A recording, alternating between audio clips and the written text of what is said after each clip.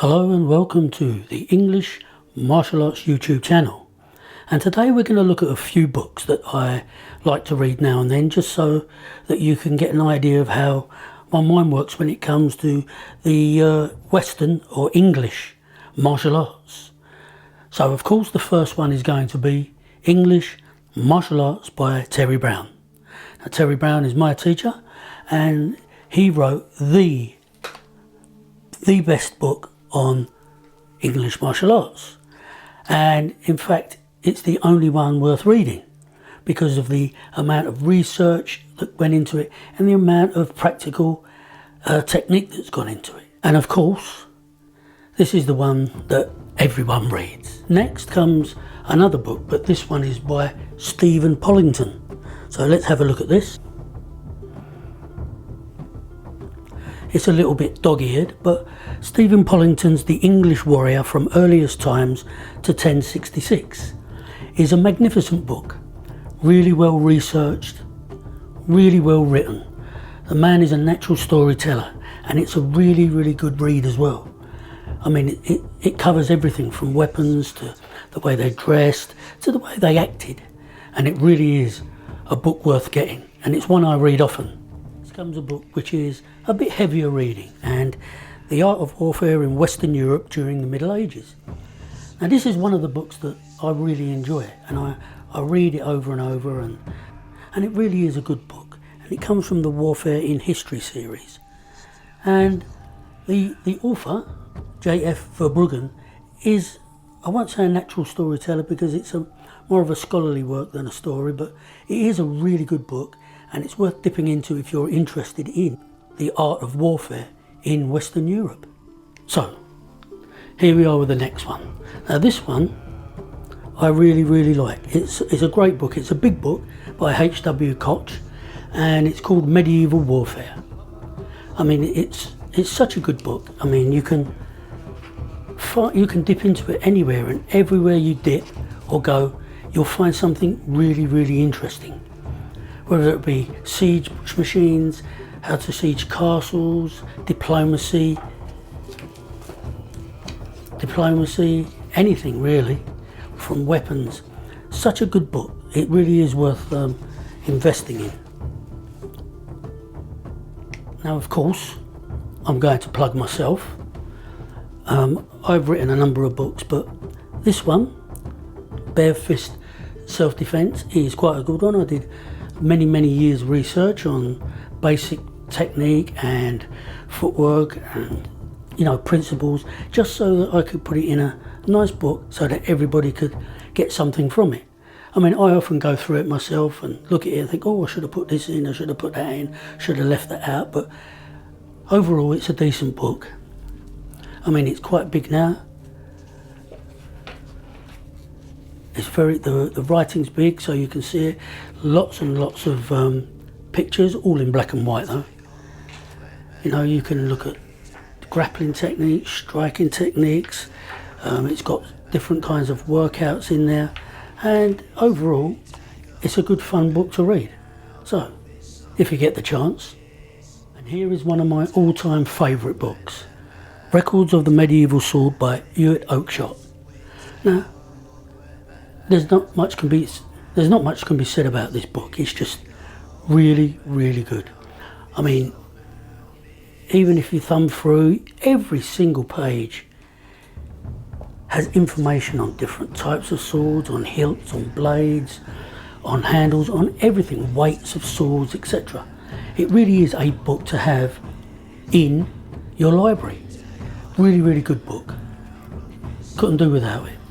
And here's another book I like to read. I think it's fun. It's The Secret History of the Sword by Christopher Amberger. And Christopher Amberger is on the scene in HEMA and small sword, etc., rapier. And I think that as well as modern sports fencing as well, I think his son is a sports fencer. But a really good book, and this one is fun to read, really fun. And although it gives a serious message, and there really is a wealth of information in this book, it doesn't matter. Like I've said with some of the other books, whatever page you turn to, there is important information on that page, and it's a really, really well researched book.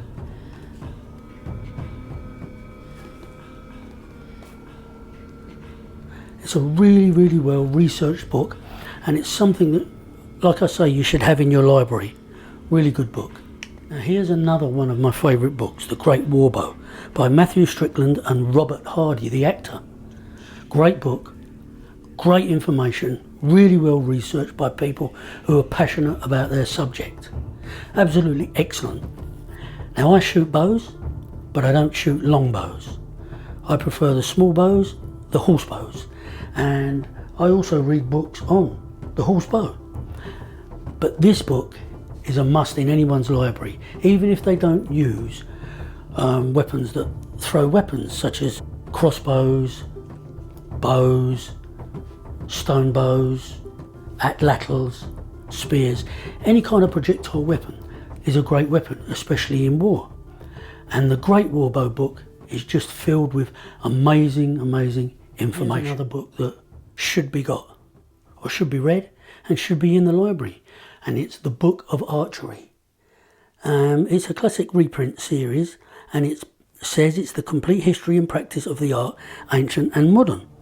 And you will find every kind of archery in this book, from horse archery to longbow archery to target archery to all kinds of archery. So really, really well worth getting. I read it a lot, and it's full of information. Every time you go back, you learn something new.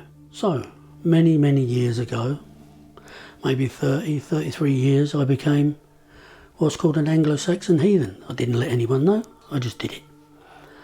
And this is one of the books that got me interested, and one I read often, flick through, I find information. It's such a good book, so if anyone is inclined to go that way with their religion, this is one of the good books to read.